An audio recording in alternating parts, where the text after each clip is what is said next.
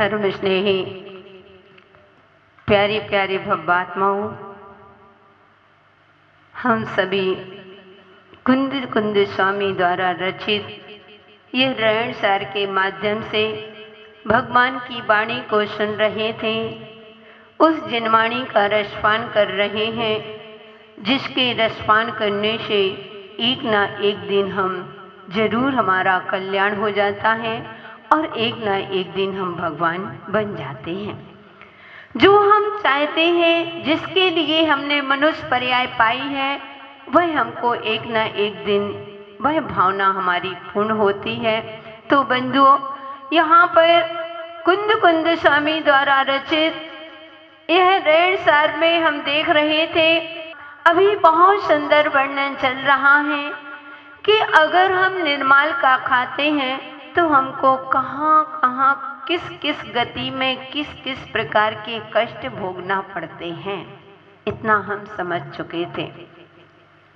अब जरूरी नहीं है कि निर्माल के खाने से ही कुष्ठ आदि रोग आदि होते हैं, वह तो नियम में होते हैं। आचार्य महाराज कह रहे हैं कि कोई दान आदि पूजा आदि करता है, अगर आपने उसमें विघ्न डाल दिया, आपने उसको रोक दिया, उसका क्या फल मिलता है इसको देखते हैं। क्योंकि हमने पहले ही बता दिया कि जब तक हमारा परिचय नहीं होता है, जब तक हमको प्रीति नहीं होती, और जब तक प्रीति नहीं होती प्राप्ति नहीं होती, अभी हमें अच्छे से शास्त्र से परिचित ही नहीं है। और परिचित नहीं होते हैं तो हमें कर्म सिद्धांत में आदि धर्म की क्रियाओं में हमें प्रीति नहीं होती है, और प्रीति नहीं होती है तो वो क्रियाएं नहीं करेंगे तो उसका हमें फल नहीं मिलता। इसलिए भवात्माओं, प्रीति की बात चल रही है। यहाँ पर कह रहे हैं, आचार्य महाराज कहने जा रहे हैं, अंतराय कर्म का किस किस कारण से बंद होता है। तो दो गाथा के माध्यम से आचार्य भगवान ने किया है। तो उन्हीं आचार्य भगवान के द्वारा लिखित यह रहन सार की गाथा का अपन दोनों गाथा का एक साथ पढ़ेंगे, फिर इसका अर्थ करेंगे। खय खुट्ट मूल सूला, लूय भयंदर जलोदर खिसरो, सीदुर्ण वाहिराई पूजा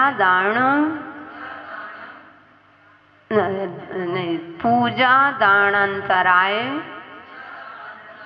कम फलम। खय खुट्ट मूल शूला, लूय भयंदर जलोदर खिसरो, सीदुर्ण वाहिराई पूजा दानांतराय कम फलो। 37 नंबर की गाथा देखेंगे। नरथिरियाई दुरई दरिद्रो, नरैतिरिया दुराई दरिद्र विलयम, गहाणी दुखाणी देव गुरु सत्वंदन,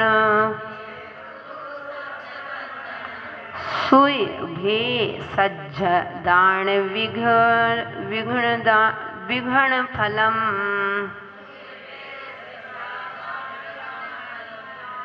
अब हम एक एक साथ पढ़ेंगे, फिर आप पढ़ना। पहले हम 36 नंबर की पूरी पढ़ेंगे, फिर आप पढ़।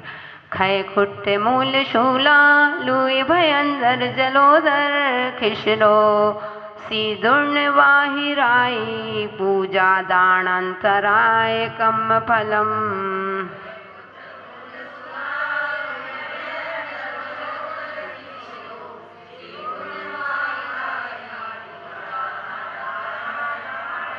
नरय तिरियाई दुरई दरिद्र विलयम गहना गहाणी दुखाणी देव गुरु सत्य वंदन सुय में सज्ज दान विघ्न फलम।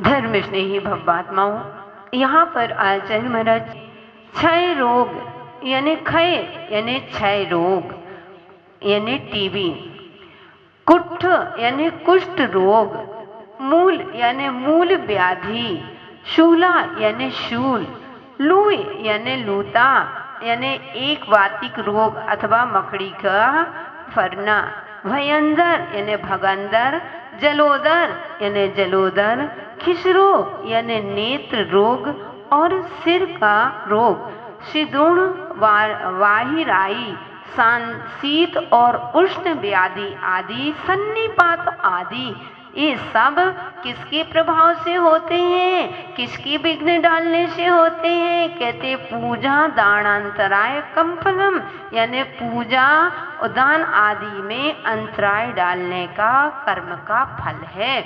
इसलिए भव्यात्माओं कहते किसी को टीबी हो गई, इतना इलाज करा रहे हो, रोग ठीक नहीं हो रहा है, डॉक्टर का बड़े से बड़े डॉक्टर का इलाज कराते जा रहे हो, लेकिन वह टीबी ठीक नहीं हो रही है। किसका प्रभाव है? हे जीव, तुमने पूर्व भाव में कोई दान पूजन आदि कर रहा होगा, उसमें तुमने विघ्न डाल दिया होगा, उसको तुमने रोक दिया होगा। अगर कहते हैं बहुत सारे लोग ऐसे होते हैं बंधुओं कि जहाँ पूजन आदि होती है, कोई भी धार्मिक अनुष्ठान होते हैं, तो वहाँ उसमें भाग तो नहीं लेंगे, लेकिन को दूसरों को भगा के जरूर ले जाएंगे। ये क्या है? अंतराय कर्म। बंधुओं, एक ऐसी कर्म सिद्धांत में कहते हैं कि हमें छोटी छोटी सी बातों का पता नहीं चलता है, हम हंस हंस करके कितने कर्मों का बंध बांध लेते हैं। अगर मान लीजिए हमारे यहाँ अनुष्ठान चल रहा है, अपन ने भूमिका बनाई कि चलते हैं, अपने यहाँ ऐसा प्रोग्राम रखना है, ओ पता चला गया, सामने वाले को पता चल गया कि यहाँ धर्म प्रभावना होने वाली है, यहाँ पर पूजन आदि होने वाली है, पहुंच जाएंगे, या तो दूसरों के कान भरने पहुंच जाएंगे कि ऐसा क्या इसमें लगे हो, या फिर ऐसा करेंगे कि जाकर के कहीं बसें लगवा देंगे, कहीं तीर्थ वंदना को ले जाएंगे, कहीं ऐसा ले जाएंगे। पता चला पहले से नहीं था फाइनल, लेकिन जब तुम्हारे धार्मिक पूजा अनुष्ठान आदि तुम्हारी हुए, पता चला कि लोगों को लेकर के बाहर चले गए, घूमने चले गए, कहीं विदेश लेकर के चले गए। ओहो, कितना विघ्न डालते हो, कितना अंतराय कर्म बांध दिया। बंधुओं, बहुत सारे लोग होते हैं, मैं तो हमेशा कहती हूँ कि संसार में 4 प्रकार के लोग होते हैं, नहीं 3 प्रकार के हो, 3 प्रकार के लोग हुआ करते हैं। एक होते हैं बकरी के समान, एक होते हैं गाय के समान, और एक होते हैं भैंस के समान। बकरी कभी भी देखना, जब तालाब नदी आदि में पानी पीने जाती है तो कभी भी पानी को गंदा नहीं करती है। बकरी स्वच्छ पानी, जैसे पानी भरा हुआ है ऐसे पानी पिएगी और लौट करके आ जाती है। एक गाय के समान होते हैं, गाय को देखना कि गाय पानी तो पीती है, लेकिन उसमें 2 पैर जरूर डालती है। जब तक वह 2 पैर ना डाले तो गाय पानी नहीं पीती है, 2 पैर डालती है फिर पीती है। और एक भैंस होती है बंधुओं कि वह पानी कम पीती है, जब तक उस पानी को मचा ना दे, गंदा ना कर दे, तब तक उसको आनंद नहीं आता है। ऐसे ही पापात्माओं तीन प्रकार के श्रावक होते हैं। एक होते हैं बकरी के समान कि जो भी धार्मिक अनुष्ठान होते हैं, पूजन आदि होते हैं, विधान आदि होते हैं, कोई भी मुनिराज आदि आते हैं, कोई भी त्याग तपस्या आदि चल रही है, तो कहते हैं सबसे पहले वे क्या करते हैं कि अपने आए और बैठे जितना अपन से बना उस बस अपने सुना और धीरे से चले गए। यहाँ पर इतने सारे लोग बैठे हैं, सब बकरी के समान, बकरी नहीं हो उदाहरण, यानी कि स्वेच्छा से आए, कोई विघ्न नहीं, किसी भी प्रकार का विघ्न नहीं, जो भी हो रहा है हम उसमें शामिल हो जाएंगे। भैया अपन क्यों कर्मों को रोक बांधो, क्यों रोक रहे हो? हमारे कहने से कोई रोकने वाला तो नहीं है, लेकिन अपने परिणाम खराब करके हम अपने कर्मों का बंद जरूर कर लेते हैं। इसलिए कभी भी तो बकरी के समान होते हैं कि कभी कोई भी नहीं, जितना बना तो शामिल हो गए, और नहीं है तो कोई बात नहीं, अपन पीछे हो जाते हैं। एक वो होते हैं कि कोई भी दान पूजा विधान आदि कोई भी करना है, नगर में साधुओं को आना है, कुछ भी होना है तो दो पैर जरूर डालेंगे। कहाँ से व्यवस्था बनेगी, कैसे व्यवस्था बनेगी, कौन चौका लगाएगा, कैसे होगा? आपने तो बस समाज के मुखिया बन गए, चले उठे और चढ़ाया श्री पर, अरे कैसे व्यवस्था बनेगी? दो पैर जरूर डालते हैं, गाय के समान है। थोड़ा सा विघ्न जरूर डालेंगे, वो गाय के समान होते हैं। और एक वो होते हैं कि ऐसा वातावरण खड़ा कर देंगे, यहाँ की बढ़ा के, यहाँ की ऐसे करके, जब तक उस सभा को मचा ना दे उनको आनंद ही नहीं आ सकता। ऐसे बंधुओं वो गाय भैंस के समान हुआ करते हैं। तो हमें कभी भी भूल करके भी, कभी भी कोई भी धार्मिक अनुष्ठान होते हैं बंधुओं, कभी विघ्न मत बनना, कभी मना नहीं करना, और हमेशा धार्मिक क्रियाओं की, जो भी धार्मिक अनुष्ठान होते हैं उनकी अनुमोदना करना सीखो, अनुमोदना करना सीखो बंधुओं, तो तुमको पुण्य का भले ही नहीं बैठ पाओ, लेकिन अनुमोदना कर दी तुमने तो तुम्हें पुण्य का, जितने लोग उस पूजन विधान आदि में बैठते हैं उसका कम से कम 4% हिस्सा तुम्हें तो मिलेगा, दशांश हिस्सा तो तुमको मिलेगा। इसलिए कभी भी और हमेशा हम कहते हैं विचार करना कि अच्छे कार्यों की अनुमोदना कौन करते हैं? अच्छे लोग ही किया करते हैं, नारकी लोग कभी भी अच्छे कार्यों की अनुमोदना नहीं करते। एक बार एक सेठ जी थे, बड़े कंजूस थे, इतने कंजूस थे, पैसा तो बहुत था, लेकिन इतने कंजूस अगर किसी को देते हुए देख लेते थे तो मन खराब हो जाता, दुखी हो जाते थे, आंखों से आंसू निकलने लगते थे, मना भी करते थे, विघ्न भी डालते थे, लेकिन सामने वाला बोला हम तुम्हारी बातों में नहीं आते, हम तो खूब करेंगे। अब एक दिन सेठ जी का चेहरा बिल्कुल उदास, इतना उदास हो गया, बैठे हुए हैं, चेहरे में बिल्कुल मुस्कान नहीं, चेहरा उदास। तो वह सेठानी पूछती है क्या हुआ सेठ जी?